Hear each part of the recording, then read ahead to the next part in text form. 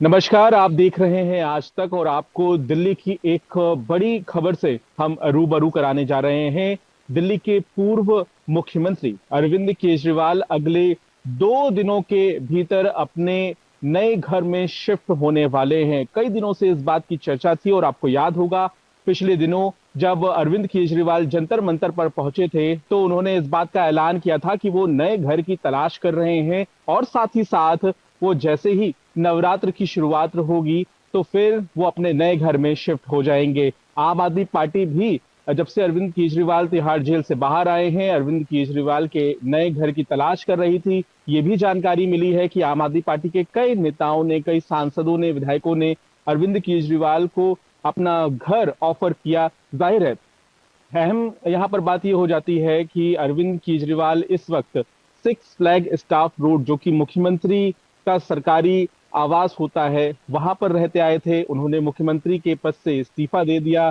पिछले महीने और ऐसी स्थिति में अब वो सीधे तौर पर नए घर की तलाश कर रहे हैं। आने वाले दिनों में विधानसभा का चुनाव होना है और उससे पहले ये एक बड़ा राजनीतिक दांव के तौर पर भी देखा जा रहा है क्योंकि पिछले दिनों भाजपा ने भी अरविंद केजरीवाल के सरकारी आवास इसके निर्माण को लेकर जबरदस्त प्रदर्शन और राजनीति की थी। अहम एक और बात हम आपको यहाँ पर यह भी बताएंगे कि अरविंद केजरीवाल का जो नया घर है वो लुटियन दिल्ली यानी कि नई दिल्ली विधानसभा क्षेत्र में ही रहने वाला है जो कि उनका विधानसभा क्षेत्र है। इस विधानसभा क्षेत्र से ही अरविंद केजरीवाल विधायक चुने गए हैं। तो ऐसे में जो जानकारी हमें सूत्रों से मिल रही है कि फिरोज शाह रोड पर आम आदमी पार्टी के जो सांसदों को घर मिला हुआ है उन्हीं में से एक घर पर अरविंद केजरीवाल अगले 2 दिनों में अपने परिवार के साथ आने वाले हैं और जाहिर है कि आम आदमी पार्टी इसे लेकर काफी वोकल रही है। हमने देखा कि आम आदमी पार्टी ने केंद्र सरकार को और जो केंद्र सरकार की एजेंसी है उनको एक खत भी लिखा क्योंकि ये बात कही गई कि आम आदमी पार्टी अब राष्ट्रीय पार्टी हो गई है और नियम के मुताबिक राष्ट्रीय पार्टी के राष्ट्रीय अध्यक्ष को एक घर नई दिल्ली में दिया जाना होता है। तो ऐसे में ये लेटर भी भेजा गया लेकिन अभी तक इस लेटर को लेकर कोई जवाब आया नहीं है और अब आम आदमी पार्टी के जो मुखिया है वो नई दिल्ली के फिरोज शाह रोड के आसपास जो तमाम सांसदों के घर हैं उनमें से किसी एक घर में शिफ्ट होने वाले हैं। एक अहम मुद्दा ये भी है कि जहां अरविंद केजरीवाल का घर होगा वहां से आम आदमी पार्टी का जो नया पार्टी दफ्तर है वो भी बेहद नजदीक रहने वाला है। तो जाहिर है कि आने वाले दिनों में जब हरियाणा का चुनाव खत्म हो जाएगा तो आम आदमी पार्टी का पूरा फोकस दिल्ली का विधानसभा चुनाव रहने वाला है और जाहिर है भाजपा भी अरविंद केजरीवाल के घर को लेकर लगातार हमलावर रही है। तो जब अरविंद केजरीवाल शिफ्ट होंगे उसके बाद दिल्ली में एक नई तरह की राजनीति देखने के लिए मिलेगी क्योंकि पिछले दिनों जो जानकारी आम आदमी पार्टी की तरफ से मिली थी वो ये भी थी कि अरविंद केजरीवाल ऐसी प्रॉपर्टी पर भी ध्यान रख रहे हैं जहां पर किसी तरह का कोई विवाद ना हो। यहाँ पे अहम ये भी हो जाता है कि अरविंद केजरीवाल अगर कोई बैठक करें तो उस बैठक के दौरान नेताओं को उनके घर आना जाना होगा। साथ ही अक्सर जब प्रदर्शन होता है तो उनके घर के आसपास भीड़ लग जाती है तो इस बात का भी यहाँ पर ध्यान रखना होगा और इन तमाम मुद्दों का ध्यान रखते हुए अरविंद केजरीवाल के लिए इस घर की तलाश की गई है। आधिकारिक रूप से बताया जा रहा है कि अगले 2 दिन में कभी भी इसकी घोषणा कर दी जाएगी और साथ ही साथ अरविंद केजरीवाल हमें अगले 2 दिनों में अपने मुख्यमंत्री आवास जो कि पुराना मुख्यमंत्री आवास है अरविंद केजरीवाल के लिए वहां से नए घर में शिफ्ट करते हुए नजर आएंगे। तो जाहिर है कि अब विधानसभा चुनाव में अरविंद केजरीवाल का घर भी एक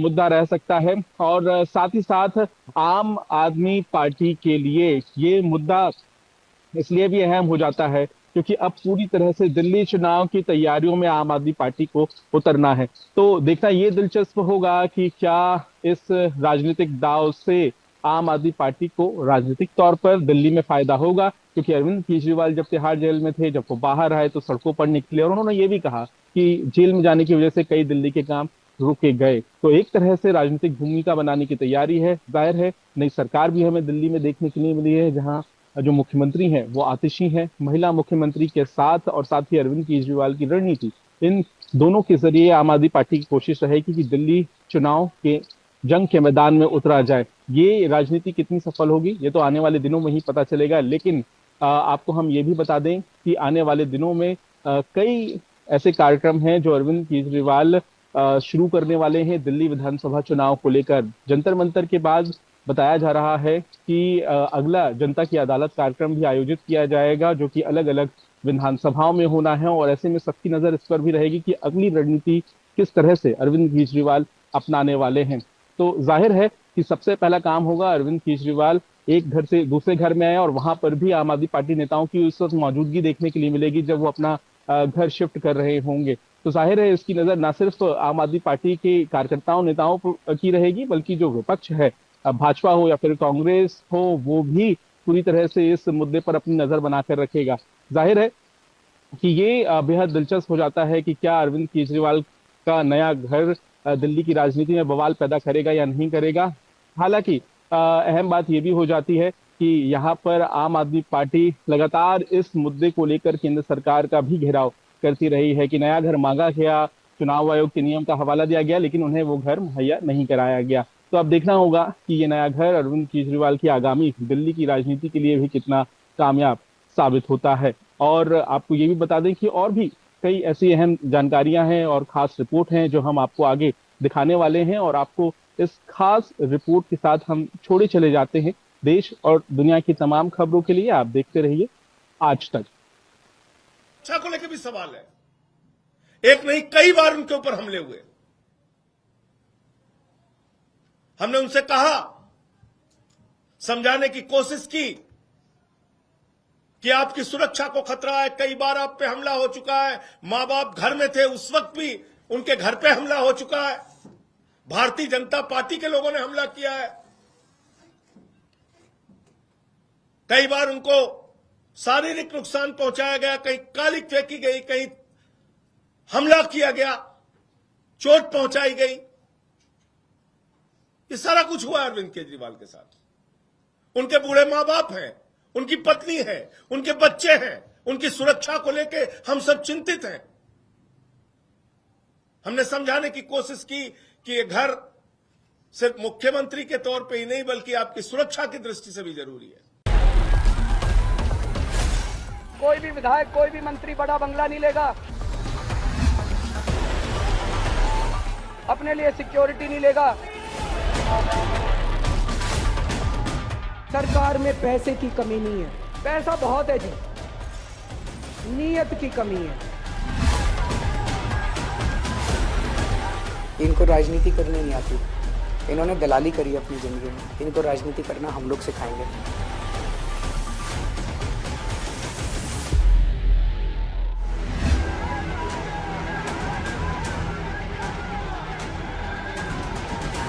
संविधान के ऊपर इस तरह के वार को हम कतई बर्दाश्त नहीं करेंगे।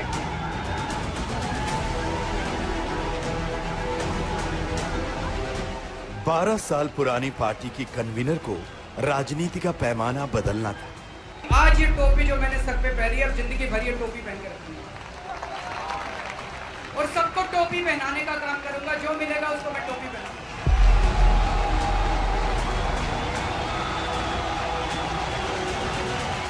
हाशिए पर खड़े आम आदमी के बुनियादी सवाल को राजनीति के केंद्र में चमकाना था।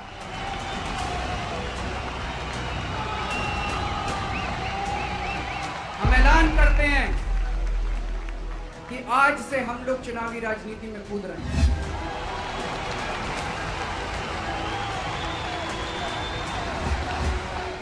पूरे हिंदुस्तान का दिल जीतना था।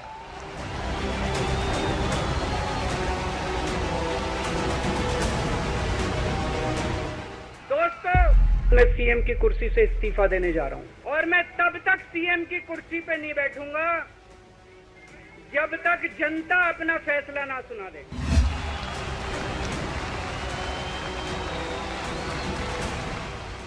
लेकिन अन्ना हजारे के अनशन से शुरू हुई यात्रा ने दूसरी धारा पकड़ ली।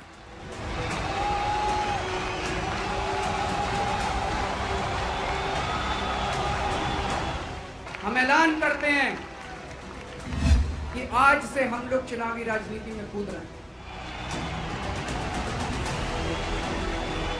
फिर जन लोकपाल के लिए एक गैर राजनीतिक आंदोलन खड़ा करने वाले राजनीति की राह पर मुड़ गए।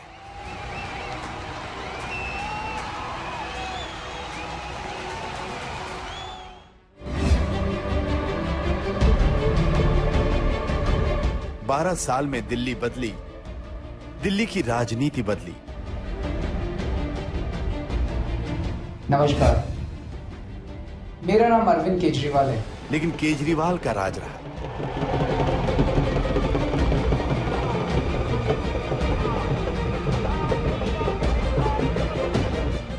अब जब भ्रष्टाचार के आरोप में जेल गए और जब बेल पर बाहर आए तो उनके एक ऐलान ने सबको चौंका दिया।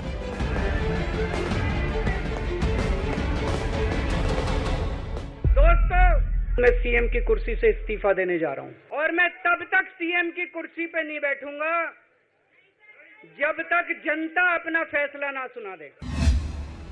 इस्तीफे से सवाल उठने लगे। क्या अरविंद केजरीवाल का इस्तीफा किसी गेम प्लान का हिस्सा है? क्या छवि सुधारने के लिए केजरीवाल ने सीएम पद से इस्तीफा दिया? क्या हरियाणा चुनाव में सहानुभूति हासिल करने के लिए इस्तीफा दिया गया?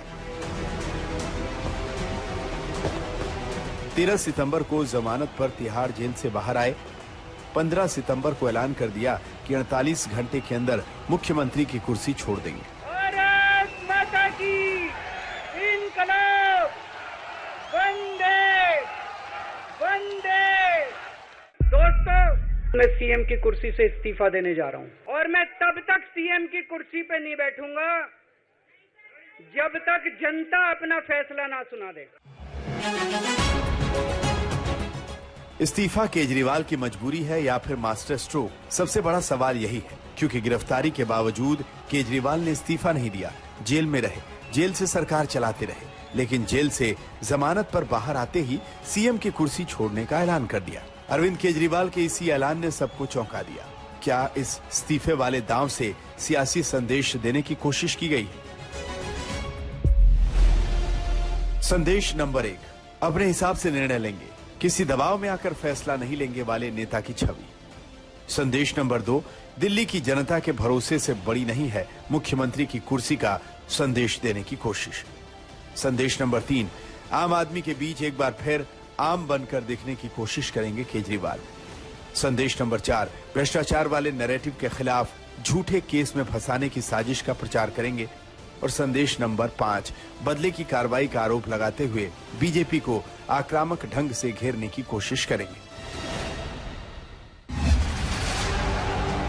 लोकसभा चुनाव में कांग्रेस के साथ गठबंधन के बावजूद अरविंद केजरीवाल की पार्टी को दिल्ली में एक भी सीट नहीं मिली। ये तब था जब चुनाव प्रचार के लिए अरविंद केजरीवाल को देश की सबसे बड़ी अदालत ने बेल दी थी। क्या पार्टी के खराब प्रदर्शन के पीछे केजरीवाल की इमेज को धक्का लगा था? पहला धक्का तब लगा था जब शराब घोटाले के आरोप लगे, और दूसरा धक्का तब लगा जब सरकारी बंगले का वीडियो सामने आया।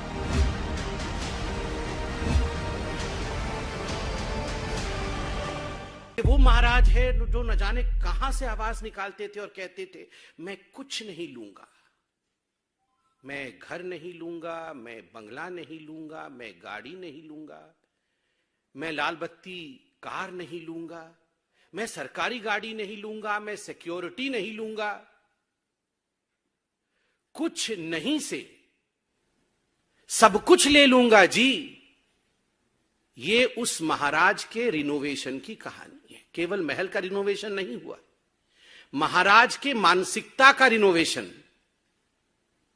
कि किस प्रकार से कुछ नहीं लूंगा जी से सब कुछ लूट लूंगा, कुछ नहीं छोड़ूंगा। ये जो परिवर्तन हुआ है, ये उस महाराज की कहानी आज हम बयां करने वाले हैं। केजरीवाल जब राजनीति में आए थे तो उनकी इमेज एक आम आदमी की थी, चाहे उनका पहनावा हो या फिर उनकी सादगी हो या रहन सहन।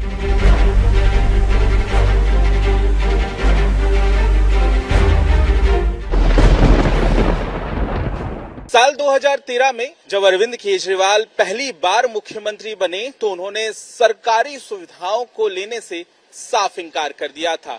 वो एक नीले रंग की छोटी गाड़ी में सचिवालय जाया करते थे। हालांकि साल 2015 में जब आम आदमी पार्टी की बहुमत के साथ सत्ता में वापसी हुई तो अरविंद केजरीवाल सरकारी सुविधाओं के तामझाम के साथ नजर आने लगे। एक वक्त ऐसा भी आया जब भाजपा ने अरविंद केजरीवाल के सरकारी आवास और उनकी गाड़ियों को लेकर आम आदमी पार्टी का जबरदस्त घेराव भी किया था। केजरीवाल को पता है कि राजनीति में परसेप्शन से बड़ा कुछ नहीं, लिहाजा अब अपनी छवि को लेकर बने नैरेटिव को तोड़ने की कोशिश करेंगे। वहीं दूसरी तरफ केजरीवाल को उम्मीद है कि इस्तीफा देने के बाद जब जनता के बीच जाएंगे तो शायद इमेज बदलेगी। को जो सुप्रीम कोर्ट से जो बेल मिली है वो कंडीशनल बेल मिली है कि ना तो आप अपने ऑफिस जा सकेंगे और ना ही किसी फाइल पे आप साइन कर सकेंगे। तो उस हिसाब से अगर बेल मिली तो वो सीएम होते हुए भी सीएम नहीं आएंगे। इस्तीफा दे रहा हूँ मैं मुख्यमंत्री पद से और अतीशी जी को सीएम बना दिया हैगा, तो ये एक वो लोगों की सिंपैथी गेन करने के लिए, जहाँ तक मेरा विचार है, ये लगता हैगा। लोगों की भावना है, वो भावना है क्या है कि उभारने के लिए या जो केजरीवाल को अपने आप को बेगुनाह साबित करने के लिए कुछ तो लेना, स्टैंड खड़ा करना पड़ेगा, तो उन्होंने ये स्टेप ली। अरविंद केजरीवाल ने इस्तीफा दे दिया, मजबूर किया गया उसको, मजबूरी में इस्तीफा दे दिया। अब नया सीएम आएगा, वो अपना आगे देखेगा, दिल्ली के बारे में सोचेगा क्या करना है क्या नहीं करना। इतना भरोसा उन्हें केजरीवाल साहब पे था, इतना किसी पे नहीं है। केजरीवाल ने तो बहुत जगहों से इस्तीफा दे रखा है, उनकी सरकारी नौकरी भी थी, वहाँ से भी इस्तीफा दे दिया था इन्होंने दिल्ली की सरकार के लिए। जब अब डिपेंड करता है ना कि कौन अच्छा काम करेगा, जो भी अच्छा काम करेगा तो जनता तो उसी को चूज करेगी। केजरीवाल ने साफ कर दिया कि 2025 विधानसभा चुनाव के नतीजे ही उनका सियासी भविष्य तय करेंगे। इस बीच ना तो वो सीएम बनेंगे और ना ही मनीष सिसोदिया। मैं मनीष जी से बात कर रहा था, जो पीड़ा मेरे मन में है वो पीड़ा मनीष जी के मन में भी है। इनके लिए भी वही सब कहा गया जो मेरे लिए कहा गया है। मनीष जी का भी कहना है कि ये दिल्ली के उप मुख्यमंत्री और शिक्षा मंत्री और मंत्री का पद तभी संभालेंगे जब दिल्ली की जनता कहेगी कि मनीष सिसोदिया ईमानदार है। तो मैं और मनीष सिसोदिया, हम दोनों का फैसला आपके हाथ में है, जनता के हाथ में है। हम दोनों जनता की अदालत में जा रहे हैं, गली गली जाएंगे, जनता के बीच में जाएंगे और उनसे पूछेंगे, अगर जनता कहेगी ईमानदार है तो हम आके इसकी कुर्सी पे बैठेंगे।